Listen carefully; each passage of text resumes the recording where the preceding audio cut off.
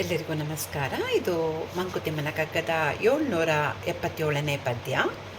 ಸಾಮಾನ್ಯ ರೂಪದಲ್ಲಿ ಸಂಸಾರಿ ವೇಷದಲ್ಲಿ ಸ್ವಾಮಿ ನಿನ್ನೆಡೆಗೆ ಬರಬಹುದು ವರ ನೀಡಿ. ಮೈಮೆ ಕಾಂಬಡೆ ನಿನಗೆ ಸಂಸ್ಕಾರವಿರಬೇಕು, ತಾಮಸಿಗೆ ವರವೆಲ್ಲಿ ಮಂಕುತಿಮ್ಮ. ಇಲ್ಲಿ ತಾಮಸಿಗೆ ವರವೆಲ್ಲಿ ಅಂತ ಕ್ವಶನ್ ಮಾರ್ಕ್ ಹಾಕ್ತಾ ಇದ್ದಾರೆ. ಮಂಕುತಿಮ್ಮನ ಕಗ್ಗದ ಈ ಪದ್ಯದಲ್ಲಿ ಡಿ ವಿ ಜಿ ಅವರು ಪರಮಾತ್ಮನನ್ನು ಕಾಣಬೇಕು ಅಂತಂದರೆ ನಮ್ಮಲ್ಲಿ ಯಾವ ತರಹದ ಒಂದು ಸ್ವಭಾವವಿರಬೇಕು, ಹಾಗೂ ತಾಮಸ ಪ್ರವೃತ್ತಿಯವರಿಗೆ ಅವನ ಇರುವಿಕೆಯ ಅರಿವು ಮೂಡಲು ಸಾಧ್ಯವೇ ಅಂತ ಕೇಳ್ತಾ ಇದ್ದಾರೆ. ಇಲ್ಲಿ ಅವರೇನು ಹೇಳ್ತಾರೆ ನೋಡೋಣ ಬನ್ನಿ. ಸಾಮಾನ್ಯ ರೂಪದಲ್ಲಿ ಸಂಸಾರಿ ವೇಷದಲ್ಲಿ ಸ್ವಾಮಿ ನಿನ್ನೆಡೆಗೆ ಬರಬಹುದು ವರ ನೀಡಿ. ನಾವೆಲ್ಲರೂ ಭಗವಂತನ ಪೂಜೆ ಮಾಡ್ತೀವಿ, ಅವನ ವರವನ್ನು ಕೇಳ್ತೀವಿ ಅಲ್ವಾ. ಆ ವರವನ್ನು ಕೊಡಲಿಕ್ಕೆ ಆ ಪರಮಾತ್ಮ ಯಾವುದೋ ಒಂದು ಸಾಮಾನ್ಯ ರೂಪದಲ್ಲೇ ಅಥವಾ ಸಂಸಾರಿ ವೇಷದಲ್ಲೇ ನಿನ್ನ ಹತ್ರ ಬರಬಹುದು. ಆದರೆ ಮುಂದೆ ಹೇಳ್ತಾರೆ, ಮೈಮೆ ಕಾಂಬಡೆ ನಿನಗೆ ಸಂಸ್ಕಾರವಿರಬೇಕು. ಅಂದರೆ ಅವನ ಒಂದು ಮೈಮೆ ಅಂದರೆ ಇಲ್ಲಿ ಕಾಣಬೇಕು ಅಂತಂದರೆ ನಿನಗೆ ಒಂದು ಸಂಸ್ಕಾರ ಬೇಕು ಮನುಜ ಅಂತ ಹೇಳ್ತಾರೆ. ಸಂಸ್ಕಾರ ಅಂದರೆ ಏನು?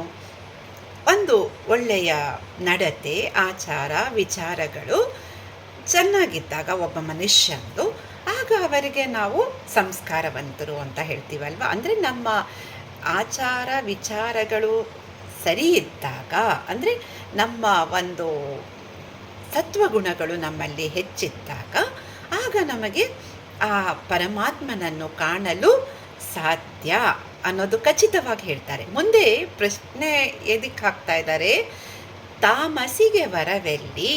ಅಂದರೆ ತಮಸ್ಸಿನಿಂದ 3 ಗುಣಗಳು ಯಾರಲ್ಲಿ ಹೆಚ್ಚಾಗಿರುತ್ತೋ ಅವನಿಗೆ ಇದನ್ನು ಆ ಪರಮಾತ್ಮನನ್ನು ಕಾಣಲು ಸಾಧ್ಯವೇ ಅಂತ ಒಂದು ಪ್ರಶ್ನೆ ಹಾಕ್ತಾರೆ. ಅಂದರೆ ಮನುಷ್ಯನ ಸ್ವಭಾವ ಒಂದು ಈ ತ್ರಯೋಗುಣಗಳಿಂದ ಕೂಡಿದೆ ಅಲ್ವಾ. ಸತ್ವ, ರಜಸ್ಸು, ತಮಸ್ಸು. ಆ ಗುಣಗಳಿಗೆ ಅನುಸಾರವಾಗಿ ಆ ಮನುಷ್ಯನ ಒಂದು ಸ್ವಭಾವ ಒಂದು ಇರುತ್ತೆ. ಇದನ್ನು ಶ್ರೀಕೃಷ್ಣ 14ನೇ ಅಧ್ಯಾಯದಲ್ಲಿ ಅರ್ಜುನನಿಗೆ ಉಪದೇಶ ಮಾಡಿದ್ದಾನೆ ಗೀತೆಯಲ್ಲಿ. ಸತ್ವಗುಣದಲ್ಲಿರೋರು ಒಂದು ಒಳ್ಳೆಯ ವಿಚಾರಗಳು, ಆಚಾರಗಳು, ಒಂದು ತಾಳ್ಮೆ, ಸಹನೆ, ಇದೆಲ್ಲ ಅವರಲ್ಲಿ ಹೆಚ್ಚಿರುತ್ತೆ.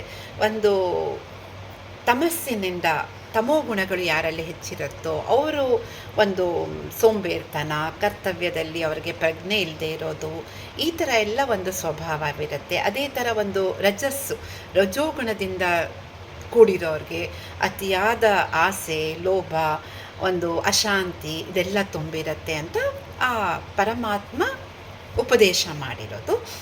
ಆ ಗುಣಗಳ ಪ್ರಭಾವ ನಮ್ಮ ಆಹಾರದ ಮೇಲೂ ಡಿಪೆಂಡ್ ಆಗಿರುತ್ತೆ. ಯಾವ ತರಹದ ಊಟ ನಾವು ಮಾಡ್ತೀವೋ ಅದರ ಮೇಲೆ ಈ ಗುಣಗಳ ಪ್ರಭಾವವೂ ಇರುತ್ತೆ ಅನ್ನೋದನ್ನು ಅದು ನಾವು ಶಾಸ್ತ್ರಗಳಲ್ಲಿ ಓದಿದ್ದೀವಿ ಅಲ್ವಾ.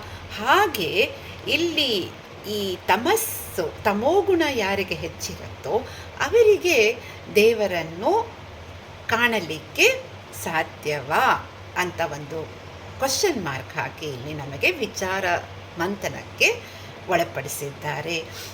ನಮಸ್ಕಾರಗಳು.